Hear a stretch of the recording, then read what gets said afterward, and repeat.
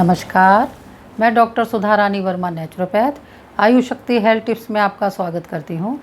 आज हम बात करेंगे कि आफ्टर कोविड हमें कैसी डाइट लेनी चाहिए, कोविड पेशेंट को क्या खाना चाहिए और क्या नहीं खाना चाहिए, क्योंकि बुखार के बाद इतनी ज़्यादा कमज़ोरी आ जाती है कि उस वक्त हमें कुछ अच्छी डाइट लेने की ज़रूरत पड़ती है। क्योंकि कोरोना पेशेंट में बुखार के बाद एनर्जी लेवल कम हो जाता है, मसल्स ढीली हो जाती हैं, हड्डियां कमज़ोर हो जाती हैं, हड्डियों में दर्द रहने लगता है, बहुत ज़्यादा कमज़ोरी महसूस होती है, भूख नहीं लगती या बहुत कम लगती है, कुछ खाने का मन नहीं करता, डाइजेशन ख़राब हो जाता है, गैस बनती है और कभी कभी किसी को लूज मोशन की शिकायत भी हो जाती है और ब्लड में ऑक्सीजन की मात्रा कम हो जाती है। तो इस समय में हमें ऐसी डाइट लेनी चाहिए जो इन सब प्रॉब्लम को कम करने में हेल्पफुल हो। कोविड पेशेंट को प्रोटीन डाइट की ज़्यादा ज़रूरत होती है, लेकिन नॉर्मल कार्बोहाइड्रेट की भी ज़रूरत होती है। इससे हमारा डाइजेशन ठीक रहता है। तो डाइजेशन को ठीक रखने के लिए कार्बोहाइड्रेट लेना भी बहुत ज़्यादा ज़रूरी है। तो अब बात करते हैं कोविड पेशेंट के लिए डाइट चार्ट कैसा होना चाहिए। इससे पहले अगर आपने मेरे चैनल को सब्सक्राइब ना किया हो तो प्लीज़ सब्सक्राइब कर लें और बेल बटन भी प्रेस कर लें ताकि आने वाली सभी नई वीडियो का नोटिफिकेशन आपको मिलता रहे। तो अब बात करते हैं डाइट की कि कैसी डाइट लेनी चाहिए। तो जो कोरोना पेशेंट रह चुके हैं उनको वेजिटेरियन प्रोटीन डाइट लेनी चाहिए और उनको नॉन वेज डाइट नहीं लेनी चाहिए। नॉन वेज को डाइजेस्ट होने में दिक्कत होती है क्योंकि बुखार में इतनी तेज़ दवाइयाँ खानी पड़ती हैं जिनका दुष्प्रभाव हमारे लीवर पर पड़ता है। लीवर कमज़ोर हो जाता है और इसलिए वो खाना पचाने में सक्षम नहीं होता। तो इसलिए हमें नॉन वेज डाइट से तो बिल्कुल दूर ही रहना चाहिए। तो सबसे पहले हम बात करते हैं कि ब्रेकफास्ट में हम क्या क्या खा सकते हैं। प्रोटीन डाइट को लेकर चलें तो ब्रेकफास्ट में नट्स खाना बहुत अच्छा रहता है। हमें 8 से 10 बादाम रोज़ाना भिगो करके खाने चाहिए और बादाम को भिगोकर ही खाना चाहिए, इससे उसके गुण बढ़ जाते हैं। और बादाम में विटामिन डी और मिनरल्स भरपूर मात्रा में होता है। और जिनको डायबिटीज़ है उनके लिए बादाम और भी ज़्यादा फ़ायदेमंद है, उनको बादाम ज़रूर खाने चाहिए। बादाम हड्डियों और मसल्स को स्ट्रॉन्ग करता है क्योंकि बादाम में विटामिन डी, कैल्शियम, मैग्नीशियम सब कुछ भरपूर मात्रा में होता है। तो नाश्ते में बादाम के साथ आपको 10 मुनक्का भी भिगो करके खाने चाहिए। और अगर मुनक्का किसी वजह से ना हो तो किशमिश भी भिगो के खा सकते हैं, लेकिन कोशिश करें आप मुनक्का ही खाएं। और जिस पानी में मुनक्का भिगोएं उस पानी को भी पिए और मुनक्का को चबा चबा कर खाएं। भीगे हुए मुनक्का और किशमिश खाने से हीमोग्लोबिन की मात्रा बढ़ती है और रक्त में क्लॉट्स नहीं बनते, डाइजेशन ठीक रहता है, पेट साफ रहता है, कब्ज की शिकायत ख़त्म हो जाती है। इसी तरह से खजूर भी ताकत का खजाना है। इसमें बहुत अधिक विटामिन मिनरल्स होते हैं।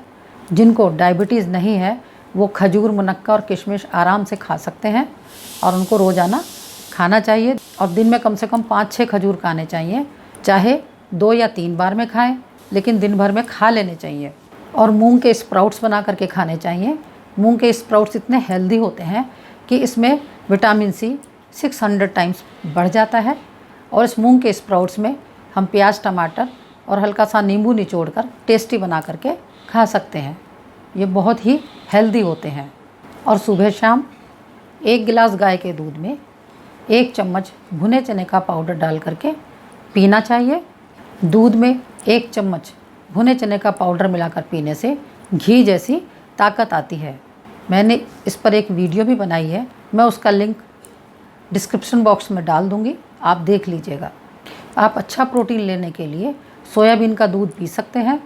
और सोयाबीन का दूध बनाने के लिए 50 ग्राम सोयाबीन से आधा किलो दूध बनाया जा सकता है।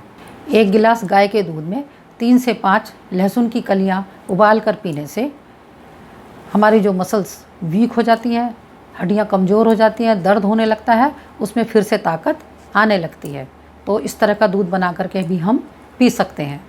और नाश्ते में काले चने उबाल कर, जो देसी चना होता है, उसे रात को भिगो दें और सुबह उबालें और उसमें प्याज, टमाटर काट कर ज़रा सा नींबू, काली मिर्च डालकर आप उसको भी टेस्टी बना करके खा सकते हैं। और इसमें बहुत अच्छा खासा प्रोटीन होता है। अच्छा प्रोटीन मिले इसके लिए आप काले चने की सब्ज़ी भी बना करके खा सकते हैं।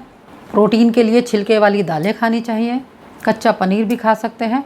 पनीर पर काला नमक, नींबू और काली मिर्च डालकर खाने से पनीर जल्दी हजम हो जाता है और पूरी ताकत देता है। अच्छा प्रोटीन मिले इसके लिए हम मटर पनीर की सब्ज़ी भी बना करके खा सकते हैं, लेकिन सब्ज़ी बिल्कुल सादी बनी हुई होनी चाहिए, उसमें मिर्च मसाले नहीं होने चाहिए, क्योंकि पनीर में भी प्रोटीन होता है और हरी मटर में भी प्रोटीन होता है, इसलिए ये सेहत के लिए बहुत अच्छी है। हम सोयाबीन का पनीर बना करके भी खा सकते हैं।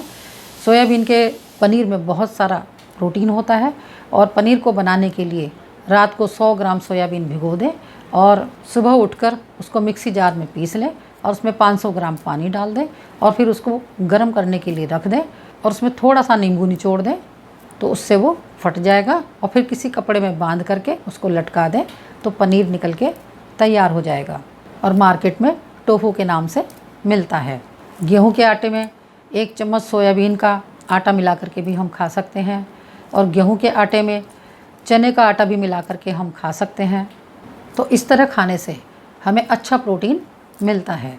और जब हम भोजन करें तो हमें सलाद के रूप में कच्ची प्याज ज़रूर खानी चाहिए और कच्ची प्याज के ऊपर थोड़ा सा काला नमक, नींबू और काली मिर्च डाल करके खाना चाहिए। इससे हमारा डाइजेशन भी ठीक रहता है और ब्लड में ऑक्सीजन की मात्रा बढ़ती है। इसके अलावा जो हम सब्जियां खाते हैं तो कोशिश करें हरी सब्जियां ही खाएं।